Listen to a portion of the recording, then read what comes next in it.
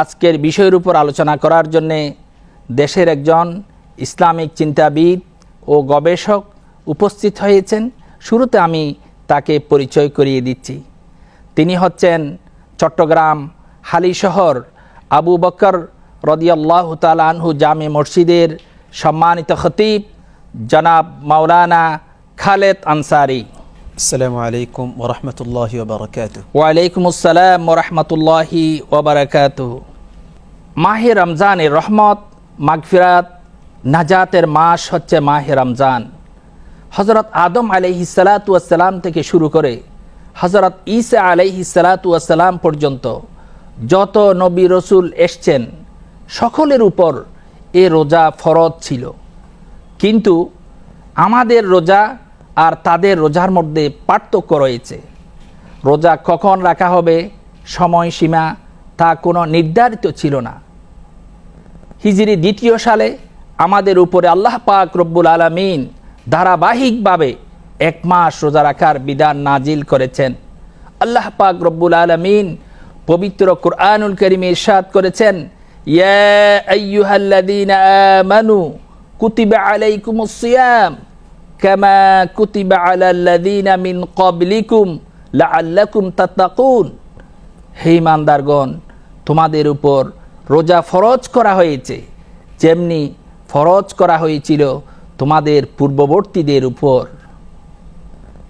হাদিসের মধ্যে এসছে, রসুল করিম সাল্লাল্লাহু আলাইহি ওয়াসাল্লাম ইরশাদ করেছেন, ওয়াহুয়া শাহরুন আউয়ালুহু রাহমাতুন আওসাতুহু মাগফিরাতুন ওয়া আখিরুহু ইতকুম মিনান নার। এটি এই রমজান মাস এমন একটি মাস, এই মাসের প্রথম অংশ হচ্ছে রহমতের আর মধ্যাংশ হচ্ছে মাগফিরাতের এবং শেষ অংশ হচ্ছে জাহান্নাম থেকে মুক্তির। আমরা আলোচকের কাছে সরাসরি আলোচনায় চলে আসতে চাই। এই মাস হচ্ছে রহমত, মাগফিরাত এবং নাজাতের মাস। এ মাস সম্পর্কে আপনি যদি একটু বলেন। আল্লাহ সুবহানাহু ওয়া তাআলা কোরআনুল কারীমের মধ্যে বলছেন, ঈমানদারদেরকে সম্বোধন করে তিনি বলছেন, যারা আল্লাহকে বিশ্বাস করেছে এবং রাসূলকে বিশ্বাস করেছে, অর্থাৎ যে সমস্ত বিষয়ের উপরে ঈমান আনা দরকার সে সমস্ত বিষয়ের উপরে যারা পূর্ণাঙ্গ ঈমান এনেছেন তাদেরকে সম্বোধন করে বলেছেন, কুতিবা আলাইকুমুস সিয়াম, তোমাদের উপরে রমাদানের সিয়াম তোমাদের উপরে ফরজ করা হয়েছে যেমনিভাবে ফরজ করা হয়েছিল পূর্ববর্তী যে সমস্ত জাতি ছিল, উম্মত ছিল। কারণ হচ্ছে লাআল্লাকুম তাত্তাকুন, যাতে করে তোমরা তাকওয়া অর্জন করতে পারো, যাতে করে তোমরা মুত্তাকি হতে পারো, যাতে করে তোমরা আল্লাহকে ভয় করতে পারো। রাসূল করিম সাল্লাল্লাহু আলাইহি ওয়াসাল্লাম বলছেন, মান সামা রমাদান ঈমানান ওয়া ইহতিসাবান গুফিরা লাহু মা তাকদ্দামা মিন যামবি। রাসূল করিম সাল্লাল্লাহু আলাইহি ওয়াসাল্লাম বলছেন, যে ব্যক্তি ঈমানের সাথে এবং নেকি লাভের আশায় রমাদানের সিয়াম পালন করলো, রাসূল বলছেন গুফিরা লাহু মা তাকদ্দামা মিন যামবি, আল্লাহ সুবহানাহু ওয়া তাআলা তার আগের সমস্ত গুনাহ আল্লাহ সুবহানাহু ওয়া তাআলা ক্ষমা করে দিবেন। সুবহানাল্লাহ। তাহলে রমাদান মাস হচ্ছে অত্যন্ত গুরুত্বপূর্ণ মাস, বরকতের মাস, রহমতের মাস, নাজাতের মাস। এই মাস হচ্ছে সেই মাস যে মাসে আল্লাহ সুবহানাহু ওয়া তাআলা অসংখ্য মানুষকে ক্ষমা করে দেন এবং অসংখ্য মানুষকে জাহান্নাম থেকে মুক্তি দান করেন। যেমনটা রাসূল করিম সাল্লাল্লাহু আলাইহি ওয়াসাল্লাম বলছেন, ওয়ালিল্লাহি উতাকাউম মিনান নার, আল্লাহ সুবহানাহু ওয়া তাআলা অসংখ্য মানুষকে জাহান্নাম থেকে মুক্তি দান করেন। অনুরূপভাবে আল্লাহ সুবহানাহু ওয়া তাআলা কোরআনুল কারীমে মুমিনদেরকে উৎসাহ দিয়েছেন। তিনি বলছেন, সারিউ ইলা মাগফিরাতিম মির রাব্বিকুম, আল্লাহ সুবহানাহু ওয়া তাআলা বলছেন, তোমরা তোমাদের রবের মাগফিরাতের জন্য তোমরা অগ্রসর হও, তোমরা এগিয়ে আসো, তোমরা প্রতিযোগিতা করো। এভাবে আল্লাহ সুবহানাহু ওয়া তাআলা অন্য জায়গায় বলছেন, লা তাকনাতু মির রাহমাতিল্লাহ, আল্লাহ সুবহানাহু ওয়া তাআলা বলছেন, হে মুমিনরা, হে আমার বান্দারা, তোমরা আল্লাহ তাআলার রহমত থেকে তোমরা হতাশ হবে না, নৈরাশ হবে না। কারণ আল্লাহ সুবহানাহু ওয়া তাআলা হচ্ছে ক্ষমাশীল, ইয়াগফিরুয যুনুবা জামিআ, তিনি বান্দাদের সমস্ত গুনাহ আল্লাহ সুবহানাহু ওয়া তাআলা ক্ষমা করে দেন। শুধু তাই নয়, তিনি এটাও বলছেন, ইন্নাল্লাহা হুয়াল গফুরুর রহিম, তিনি বলছেন আল্লাহ সুবহানাহু ওয়া তাআলা অত্যন্ত ক্ষমাশীল, পরম দয়ালু। সুবহানাল্লাহি ওয়া বিহামদি। আল্লাহ সুবহানাহু ওয়া তাআলা এভাবে মুমিনদেরকে ক্ষমা করে থাকেন, এভাবে আল্লাহ সুবহানাহু ওয়া তাআলা মুমিনদেরকে রমাদান মাসে নাজাত দিয়ে থাকেন। আপনি একটু আগে যে হাদিসটা বলেছেন, হাদিসের মধ্যে বলা হয়েছে রমাদান মাস হচ্ছে এমন একটা মাস হুয়া আউয়ালুহু রাহমাতুন ওয়া আওসাতুহু মাগফিরাতুন ওয়া আখিরুহু ইতকুম মিনান নার। রমাদান মাস হচ্ছে এমন একটা মাস যে মাসে রহমত পাওয়া যায়, যে মাসে আল্লাহ সুবহানাহু ওয়া তাআলা মাগফিরাত রেখেছেন, যে মাসে আল্লাহ সুবহানাহু ওয়া তাআলা জাহান্নাম থেকে মানুষকে মুক্তি দান করেন। শুধু তাই নয়, হাদিসের মধ্যে এসেছে শুধু রমাদান মাস নয়, আল্লাহ সুবহানাহু ওয়া তাআলা সব সময় মানুষদেরকে ক্ষমা করে থাকেন। হাদিসের মধ্যে এসেছে আল্লাহ সুবহানাহু ওয়া তাআলা হাদিসের মধ্যে বলছেন, হাদিসে কুদসির মধ্যে ইয়ানজিলুল্লাহু তাবারাকা ওয়া তাআলা ইলা সামাঈদ দুনিয়া, আল্লাহ সুবহানাহু ওয়া তাআলা দুনিয়ার আসমানে নেমে আসেন শেষ রাতে। তিনি কি বলতে থাকেন, মান যাল্লাযী ইয়াদউনি ফাআস্তাজিবা লাহু ওয়া মান যাল্লাযী ইয়াসআলুনি ফাউতিয়াহু ওয়া মান যাল্লাযী ইস্তাগফিরুনি ফাআগফির লাহু। এভাবে তিনি বলতে থাকেন, তিনি বলেন এমন কে আছে যে আমার ডাকে সাড়া দিবে, আমাকে ডাকবে আমি তার ডাকে সাড়া দিব, এমন কে আছে যে আমার কাছে চাইবে আমি তাকে দিয়ে দিব, এমন কোনো ভিক্ষুক কে আছে আমার কাছে চাইবে আমি তাকে দিয়ে দিব, রিজিক চাইবে আমি তাকে দিয়ে দিব, এমন কোনো মানুষ কি আছে আমার কাছে ক্ষমা চাইবে আমি তাকে ক্ষমা করে দিব। সুবহানাল্লাহ। তাহলে এই রমাদান মাস হচ্ছে আমাদের জন্য মুখ্য সময়। এই মাসে আমরা আল্লাহ সুবহানাহু ওয়া তাআলার কাছে ক্ষমা চাইব, নাজাতের জন্য আমরা আশা করব। এটাই রমাদান মাসে, এটাই আমাদের কাছে চাই।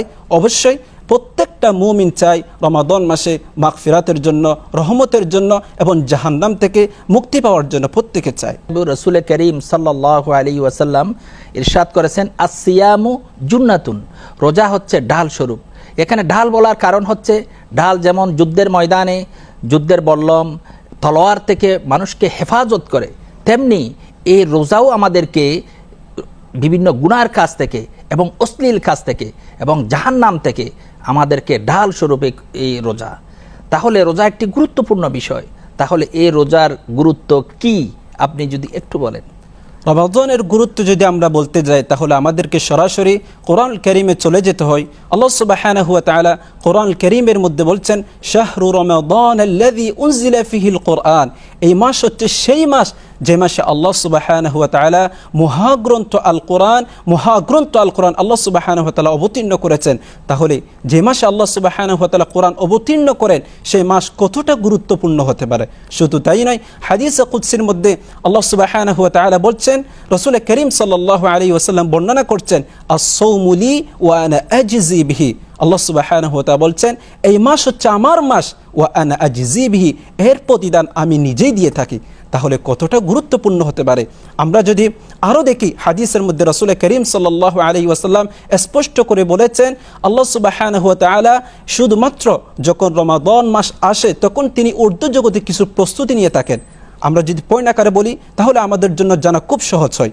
এক নম্বর আমরা বলতে পারি, যখন রমাদান মাস আসে রাসূল করিম সাল্লাল্লাহু আলাইহি ওয়াসাল্লাম বলছেন, ইযা জাআ রমাদান ফুতিহাত আবওয়াবুল জান্নাহ, রাসূল করিম সাল্লাল্লাহু আলাইহি ওয়াসাল্লাম বলছেন যে যখন রমাদান মাস উপস্থিত হয় তখন আল্লাহ সুবহানাহু ওয়া তাআলা জান্নাতের সমস্ত দরজাসমূহ খুলে দেন।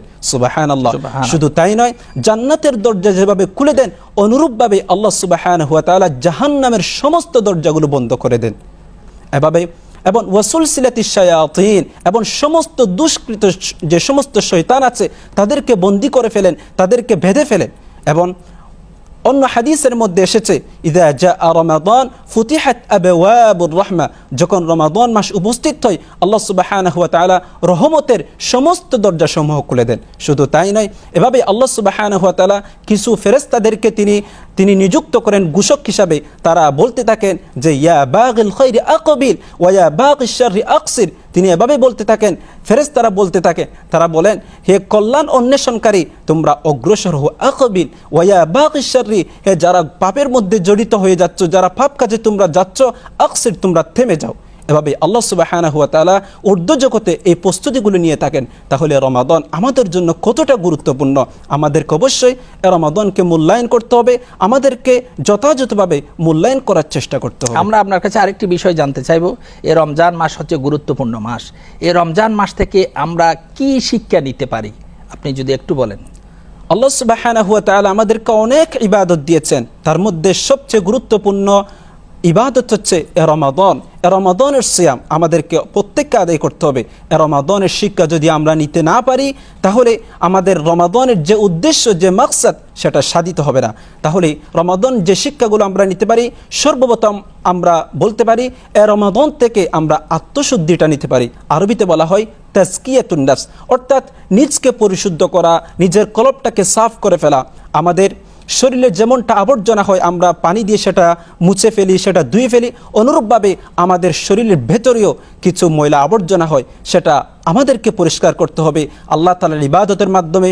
বিশেষ করে এ রমাদান মাসে বেশি বেশি কোরআন তিলাওয়াতের মাধ্যমে, জিকিরের মাধ্যমে। আমাদের কলবের এমন যখন আমরা গুনাহ করি তখন আমাদের কলবের মধ্যে দাগ পড়ে যায়। রাসূল করিম সাল্লাল্লাহু আলাইহি ওয়াসাল্লাম একটা চমৎকার হাদিস আমাদেরকে বলেছেন। তিনি বলছেন, ইদা সলাহাত সলাহাল জাসাদু কুল্লু ওয়া ইদা ফাসাদাত ফাসাদাল জাসাদু কুল্লু। যে শরীরের মধ্যে এমন একটা অংশ আছে, যে অংশটা যদি সঠিক হয়ে যায়, ভালো হয়ে যায়, তাহলে আমাদের পুরা শরীরটা ভালো হয়ে যাবে, আমরা পরিষ্কার হয়ে যাব, আমাদের অন্তরটা সাফ হয়ে যাব। তাহলেই আমরা আমাদের অন্তরকে আমাদের পরিশুদ্ধ করতে পারবো। এটা কিভাবে আমরা করব? আমরা ভালো কাজগুলো করব রমাদান মাসে এবং খারাপ কাজগুলোকে আমরা পরিহার করার চেষ্টা করব। 2 নম্বর আমরা বলতে পারি রমাদান মাসে আমাদেরকে যে শিক্ষাটা নিতে হবে সেটা হচ্ছে তাকওয়ার শিক্ষা। আমাদেরকে আল্লাহকে ভয় করতে হবে, আমাদেরকে একজন ভালো মানুষ হিসাবে নিজকে প্রতিষ্ঠা করতে হবে। কিভাবে?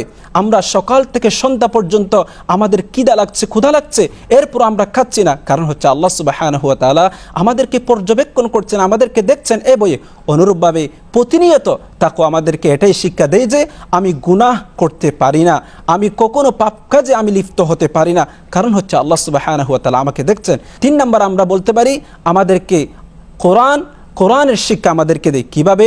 এ রমাদান মাস হচ্ছে গুরুত্বপূর্ণ মাস। এ রমাদান মাসে কোরআনুল কারীম অবতীর্ণ হয়েছে। অতএব এ রমাদান মাসে আমাদেরকে কোরআনের চর্চা করতে হবে, কোরআন নিয়ে গবেষণা করতে হবে, কোরআন বোঝার চেষ্টা করতে হবে। 4 নম্বরে আমরা বলতে পারি এ রমাদান আমাদেরকে আল্লাহ সুবহানাহু ওয়া তাআলার আদেশ নিষেধ, প্রতিটি আদেশ নিষেধগুলো অক্ষর অক্ষরে মেনে চলার আমাদেরকে শিক্ষা দেয়। কিভাবে? আমি কিছু মানলাম না, এটা হতে পারে না। আমি একদিকে রমাদান সিয়ামগুলো পালন করলাম, সালাত পড়লাম, আবার অন্যদিকে আমি গান শুনলাম, মেয়েদের সাথে আমি কথা বললাম, চ্যাট করলাম, ফেসবুক চালালাম, মুভি দেখলাম, তাহলে রমাদানের যে শিক্ষা সেটা সাধিত হবে না। কারণ হচ্ছে কিভাবে আমাদেরকে অক্ষর অক্ষরে মেনে চলার আমাদেরকে শিক্ষা দেয়। আমি রাতে ঘুমিয়েছি, আমি জাগ্রত হতে পারি নাই, এই সময় আমাকে আল্লাহ সুবহানাহু ওয়া তাআলা নির্দেশ দিচ্ছেন আমি এখন আর কিছুই খেতে পারবো না, কারণ এই সময় খেলে আমার রমাদান হবে না, সিয়াম ভেঙে যাবে। অনুরূপভাবে আমি খেতে যাচ্ছি, এমন সময় হঠাৎ করে আজান দিয়ে দিল, অর্থাৎ সময় হয়ে গেল, তাহলে ওই অবশিষ্ট খাবারটা আমাকে রেখে আমাকে উঠে যেতে হবে। তাহলে আমাকে অক্ষর অক্ষরে মেনে চলার শিক্ষাটা আমাকে দেয়। অনুরূপভাবে এ রমাদান আমাদেরকে আরেকটি শিক্ষা দেয়, সেটা হচ্ছে ইখলাসের শিক্ষা। কিভাবে? রাসূল করিম সাল্লাল্লাহু আলাইহি ওয়াসাল্লাম হাদিসে কুদসির মধ্যে বলছেন, আস-সাওমু লি ওয়া আনা আজজি বিহি। তাহলে আমি সকাল থেকে সন্ধ্যা পর্যন্ত কিছু খাচ্ছি না, আল্লাহ সুবহানাহু ওয়া তাআলা আমাকে দেখছেন। এখানে ইখলাস এই জিনিসটা পাওয়া যাচ্ছে। মাহে রমজানের রহমত, মাগফিরাত এবং নাজাতের বিস্তারিত অনেক গবেষণামূলক আলোচনা শুনলাম। আপনি আমাদের অনুষ্ঠানে সময় দিয়েছেন, এজন্য আপনাকে অনেক অনেক ধন্যবাদ। প্রিয় দর্শক, আমরা মাওলানা খালেদ আনসারীর কাছ থেকে রহমত, মাগফিরাত এবং নাজাত সম্পর্কে জানতে পারলাম। আমরা যদি এ রমজান মাসে রোজা পালন করি, তাহলে কিয়ামতের দিন এ রোজা আমাদের জন্য সুপারিশ করবে। দেখুন, লা তাজজি নাফসুন আন নাফসিন শাইয়া, কিয়ামতের কঠিন সময়ে কেউ কারো কোনো কাজে আসবে না। ইয়াউমা ইয়াফিরুল মারউ মিন আখিহি, মানুষ তার ভাই থেকে পালাবে, সন্তান সন্ততি থেকে পালাবে, বাপ থেকে পালাবে, মা থেকে পালাবে। মানুষের ঘামের মধ্যে সয়লাব হয়ে যাবে, সূর্য মানুষের কাছাকাছি চলে আসবে। এমন এক কঠিন সময়ে এই কোরআন, এই রমজান আমাদের জন্য সুপারিশ করবে যদি আমরা এই রোজা পালন করি। দেখুন, রোজা কি বলবে আল্লাহকে? আই রব্বি মানাতুহুমুত তাআম ওয়া শাহাওয়াতিন নাহার। আল্লাহ পাক রব্বুল আলামিন তাকে আমি রাতের বেলায়, দিনের বেলায় খাবার থেকে এবং যৌন সম্ভোগ থেকে বিরত রেখেছি। ফাশাফিনি ফিহি, আজকে তার ব্যাপারে আমার সুপারিশ কবুল করুন। তখন আল্লাহ পাক রব্বুল আলামিন এ রোজা যে সুপারিশ করবে বান্দার জন্যে, আল্লাহ পাক রব্বুল আলামিন কবুল করবেন। আজকের অনুষ্ঠান মোনাজাতের মাধ্যমে শেষ হবে। এখন মোনাজাত পরিচালনা করবেন মাওলানা খালেদ আনসারী। الحمد لله رب العالمين والصلاة والسلام على أشرف الأنبياء والمرسلين ربنا ظلمنا أنفسنا وإن لم تغفر لنا وترحمنا لنكونن من الخاسرين آمين. اللهم عافنا من كل بلاء الدنيا وعذاب الآخرة اللهم اشفنا واشف مرضانا ومرضى المسلمين আল্লাহ সুবহানাহু ওয়া তাআলা আল্লাহ আমাদের সমস্ত গুনাহগুলো আপনি মাফ করে দেন, আমাদের সমস্ত আমালগুলো আপনি কবুল আর মঞ্জুর করে নেন। আমিন। রব্বুল আলামিন আমরা যত গুনাহ করেছি, যত নাফরমানি করেছি, রব্বুল আলামিন এই মাস হচ্ছে রহমতের মাস, মাগফিরাতের মাস, নাজাতের মাস। আপনার মুমিন বান্দার আপনার কাছে মাগফিরাত চাই, আপনার কাছে নাজাত চাই, আমাদের সকলকে আপনি মাফ করে দেন। রব্বুল আলামিন রমাদান মাসকে আমরা যেন যথাযথভাবে মূল্যায়ন করতে পারি সেই তৌফিক আমাদেরকে দান করেন। আমিন। রব্বুল আলামিন আমাদের প্রত্যেককে রমাদানের প্রত্যেকটা রোজা আদায় করার জন্য যথাযথভাবে আদায় করার তৌফিক দান করেন। রব্বির হামহুমা কামা রব্বায়ানি সগীরা রব্বির হামহুমা কামা রব্বায়ানি সগীরা ربنا تقبل منا إنك أنت السميع العليم وتب علينا إنك أنت التواب الرحيم ربنا تقبل منا إنك أنت السميع العليم واجعل آخر كلامنا عند سكرة الموت شهادة لا إله إلا الله محمد رسول الله